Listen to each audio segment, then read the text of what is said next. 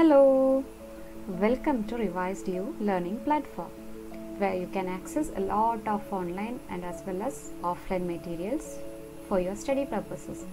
Today, in this series, we are going to discuss the chapter Animal Kingdom from the 11th Biology. Okay, we will discuss the major features of Animal Kingdom first. We all know there is a lot of animals in this kingdom. The major features includes they are multicellular organisms. Clear? Which means animals have more than one cell in their body organization, or their body consists more than one cell. Hence, they are called multicellular organisms. You can see it in the picture itself, right? And the second major feature is they are heterotrophs. What does that indicate? Yeah, all we know that heterotroph is an organism that cannot produce or synthesize its own food, but they derive their food from other sources like plants or other carbon sources. So, they are the primary or secondary consumers but not producers. Clear?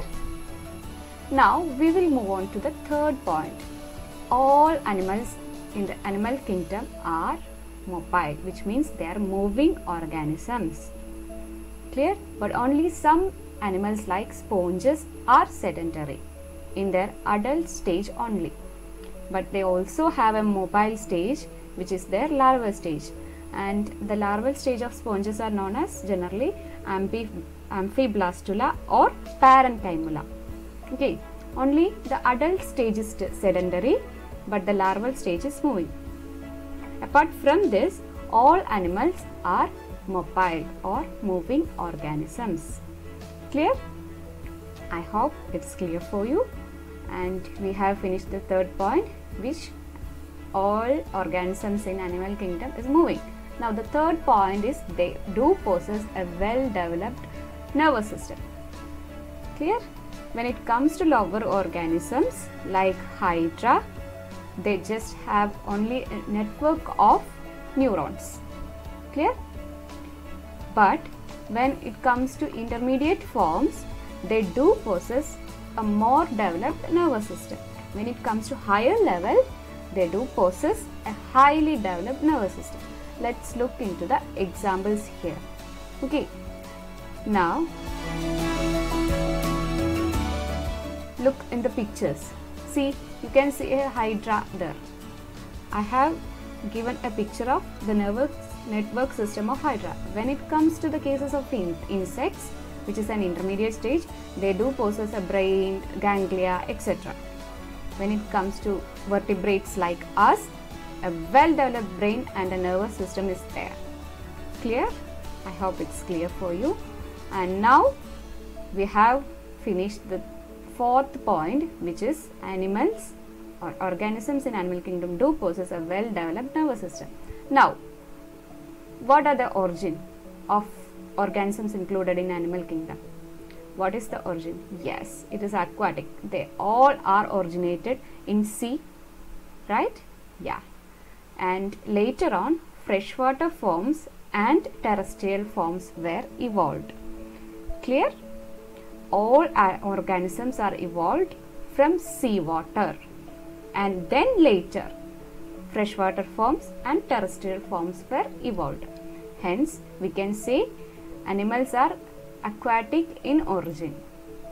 See, we have finished the major features of animal kingdom. Now, as we told, they may be aquatic, terrestrial, or aquatic can be marine and freshwater also, right? We will look once again through the points, major features.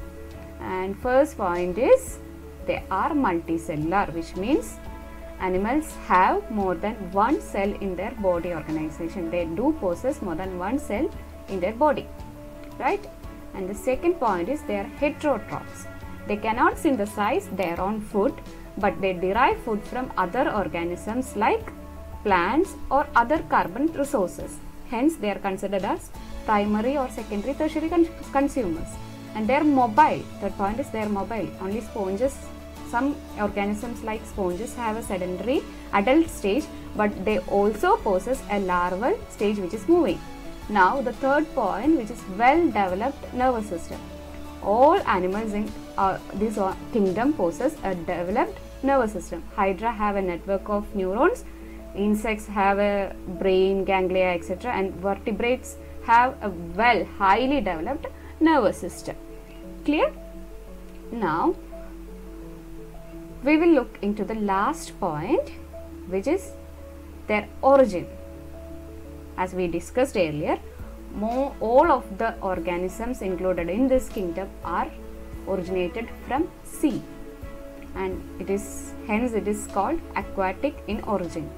Freshwater and terrestrial forms were later evolved. I hope you understood all the points, and let's have a look at this slide, and we will discuss the general characters in the next session. Thank you.